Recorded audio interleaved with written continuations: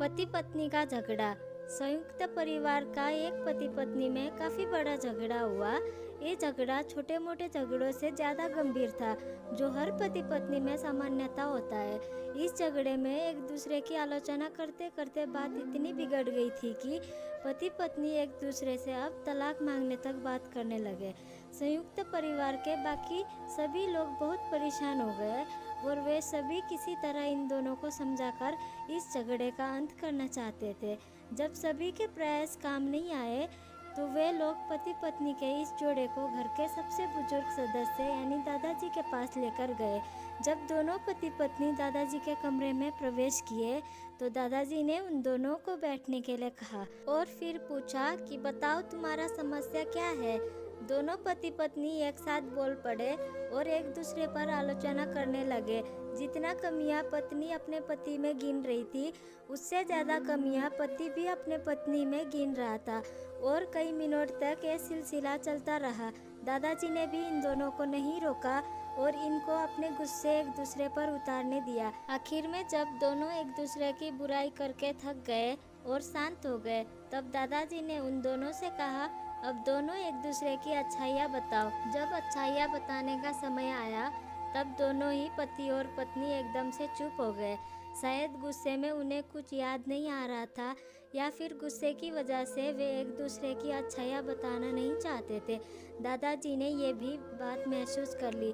थोड़ी देर तक जब कोई भी नहीं बोला तब दादाजी ने कहा, अच्छा ठीक है, ये ले लो पेपर और पेन, एक दूसरे की अच्छाइयाँ इसमें लिखो। पति पत्नी दोनों ने ही पेपर और पेन लिया और एक दूसरे से काफ़ी दूर जाकर बैठ गए।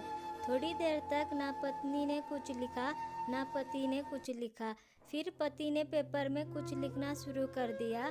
उसे देखकर पत्नी ने भी अपने पेपर में लिखना शुरू कर दिया। ऐसे लग रहा था जैसे दोनों एक दूसरे से कंपटीशन कर रहे हो। काफ़ी समय तक दोनों ने पेपर में लिखा और जब पेपर लिखावट से भर गया तब दोनों ही अपने अपने पेपर लेकर दादाजी के पास उन्हें देने के लिए गए।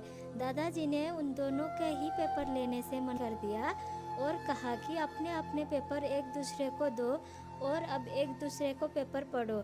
पति ने पत्नी को और पत्नी ने पति को अपना पेपर दिया। वे एक दूसरे के पेपर पढ़ने लगे। थोड़ी देर बाद पति और पत्नी दोनों के ही आंखों में आंसू थे। पेपर में अपने बारे में लिखा अच्छाइयाँ पढ़कर पत्नी तो फूट फूट कर रोने लगी। पत्नी को रोता देख पति उसे चुप कराने के लिए दौड़ पड़ा और माफ़ी मांगते हुए उसे मनाने लगा। पत्नी ने भी पति से माफ़ी मांगी और माहौल ऐसा हो गया जैसा कभी कोई झगड़ा हुआ ही नहीं था। दोस्तों, कमियां और खूबियां जगत के हर इंसान में होती है।